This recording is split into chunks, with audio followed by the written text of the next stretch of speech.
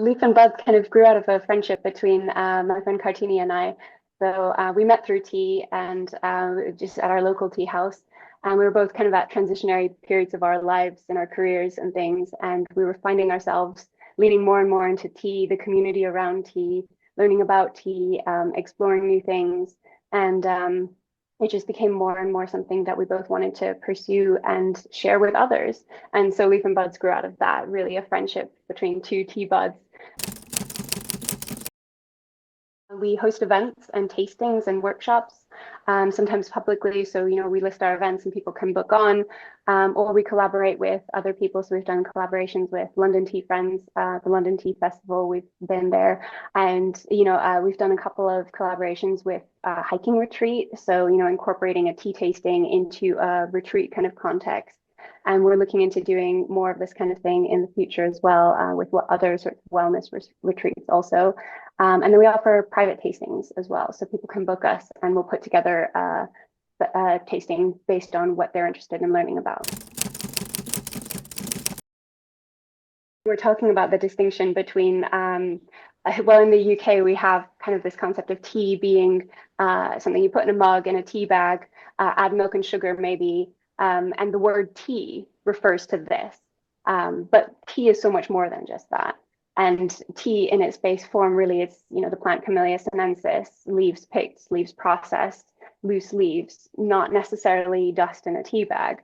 And so it's this kind of distinction that we're trying to make, particularly for in the context of the UK, where there is a very established tea tradition, and most people have only ever been exposed to that. And so what we want to introduce to people is this idea that there's a whole world beyond this. I suppose tea plays a different role in Chinese culture than Japanese culture, although there are a lot of similarities as well. With green teas specifically, the processing difference is the hugest one. So with Japanese green teas, they'll be steamed to stop the oxidation, whereas with Chinese green teas, you'll have them usually pan-fired. That leads to a pretty clear flavor distinction as well, with the Japanese green teas tending to be much more umami and grassy and green in that sense, and Chinese green teas tending to be a little bit on the nuttier end, or roasty sometimes. Matcha is so expensive because it takes a long time to make, and it's a very difficult thing. It's a very difficult product. The stones that traditionally are used to grind matcha grind very, very, very slowly.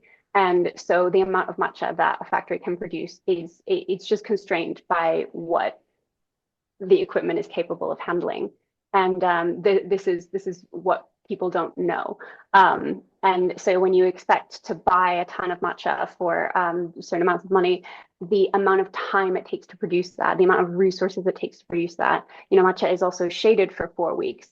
So the plants are a lot more stressed. You can't harvest matcha very often in a year. There just literally isn't very much of it. And different types of matcha are ground down. So I mentioned the stones. There are also like giant sort of ceramic shaker type of grinding for matcha, but these don't grind as finely. So then you're having slightly larger particles, and this then isn't going to make for as smooth of a matcha. So there's also going to be a price differential there. The shading does stress the plants. So later harvests of the year are going to taste slightly different. Later harvests always taste slightly different than the first harvest. The first harvest is the one after the winter when the plants are dormant and all of the flavor components are coming up and really settling in the leaves. So that first harvest is going to be the most flavorful, therefore the most expensive. Just exploring different ways of doing tea, doing different kinds of things, and showing that there's not like a right way or one way to do anything, especially with tea, where I feel like there can be a bit of that prescriptive mindset of, oh, you are supposed to have all of this equipment and you're supposed to do afternoon tea this way. And this idea that there are right ways of doing things.